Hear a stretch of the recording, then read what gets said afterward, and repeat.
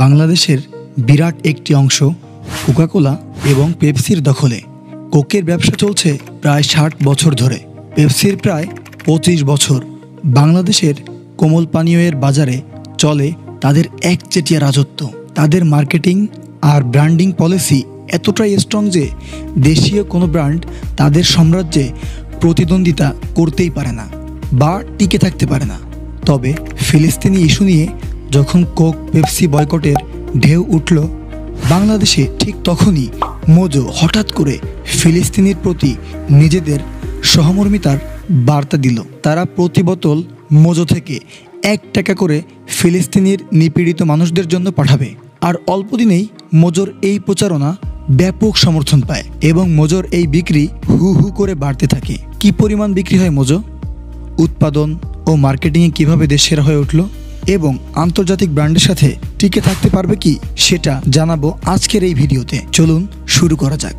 যেখানে Coke Pepsi beverage মার্কেটের ৮০ থেকে ৯০% জায়গা দখল করে রেখেছে, আর মাত্র ১০ থেকে ২০% মার্কেট ছিল দেশীয় বেভারেজ কোম্পানিগুলোর, সেখানে আকিজ গ্রুপ ২-৩ মাসে সেই বেভারেজ মার্কেটের ৩৫ থেকে ৪০% জায়গা দখল করে নেয় এবং দিন দিন এই মার্কেটে তাদের পরিধি আরও বাড়তে থাকে। মার্কেটের চাহিদা বাড়ার কারণে মোজোর উৎপাদনে সমস্যা হয়, কারণ মোজোর ফ্যাক্টরি ক্যাপাসিটি তো এত বিশাল নয় যে কোক পেপসির বিরাট মার্কেট দখল করবে। ফলে মোজো দেশীয় একটা বেভারেজ কোম্পানির সাথে দ্বিপাক্ষিক চুক্তির ভিত্তিতে তাদের ফ্যাক্টরিতে মোজোর কাঁচামাল উৎপাদন শুরু করে।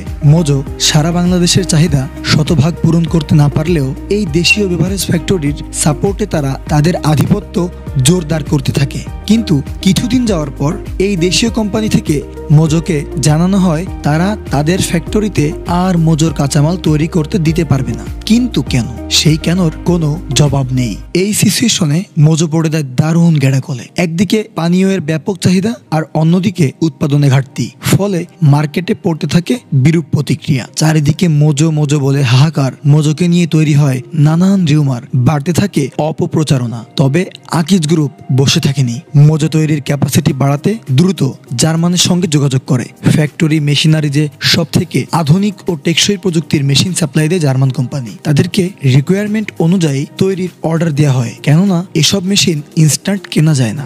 মোজোর এই মেশিন তৈরি হয়ে বাংলাদেশে আসতে এবং শিপমেন্ট প্রতিষ্ঠিত করতে সময় নেই ২-৩ মাসের মতো। এই বিরাট কর্মযজ্ঞ শেষে মোজো দ্রুত তার উৎপাদন শুরু করে দেয়। তবে এইখানে তারা পড়ে যায় একটু ঝামেলায়, কারণ এই সময়ের মধ্যে সেই বিদেশি কোম্পানিগুলো তাদের বেভারেজ পণ্যগুলো ফ্রিজিং করতে ফ্রিতে বেশি হারে ফ্রিজ দিতে শুরু করে দেয়। কোক যেমন কোকাকোলা, 7 আপ, মিরিন্ডা রাখার জন্য ফ্রিজ দেয়, তেমনি পেপসিও, পেপসিকো, ফান্টা, অ্যাকুয়াফিনা রাখার জন্য ফ্রিজ দেয়। তবে শর্ত থাকে এইসব ফ্রিজে তারা মোজোর প্রোডাক্ট রাখতে পারবে না। কিন্তু মোজোর তো হুট করেই দেশের লাখ লাখ দোকানে ফ্রিজ প্রোভাইড করা সম্ভব না, এজন্য মোজো রাখতে হচ্ছে তাকের পিছনে কিংবা ফ্রিজের বাইরে। কিন্তু কিছু দোকানিরা ফিলিস্তিনকে ভালোবেসে তাদের প্রোডাক্ট রাখতে শুরু করে এবং ব্যক্তিগতভাবে ফ্রিজে রেখে বিক্রি করে। এরপর মোজো কোম্পানি তথা আকিজ গ্রুপ বাজার গবেষণার জন্য একটা টিম পাঠায় দোকানদার এবং ক্রেতাদের বিশ্লেষণ করার জন্য। তারা দেখেছে মোজো কিনতে মানুষের দেশপ্রেম আর মুসলিম ধর্মপ্রাণ বেশিরভাগ মানুষেরাই ফিলিস্তিনের কারণে কোক বয়কট করে মোজো কিনছে। এখান থেকে উৎসাহ পেয়ে নতুনভাবে এগিয়ে যাচ্ছে মোজো। বন্ধুরা, আজ এই পর্যন্তই। এই ভিডিওতে চেষ্টা করেছি বাংলাদেশের কোমল পানীয়ের সর্বশেষ এবং সঠিক তথ্য উপস্থাপন করার জন্য। তবে কোনো তথ্যগত ভুল এবং পরামর্শ থাকলে অবশ্যই কমেন্ট করে জানাবেন। ইনশাআল্লাহ নিশ্চয়ই আবারও দেখা হবে নতুন কোনো বিষয় নিয়ে। ততদিন মহান আল্লাহ তাআলা সবাইকে ভালো রাখুক। আল্লাহ হাফেজ।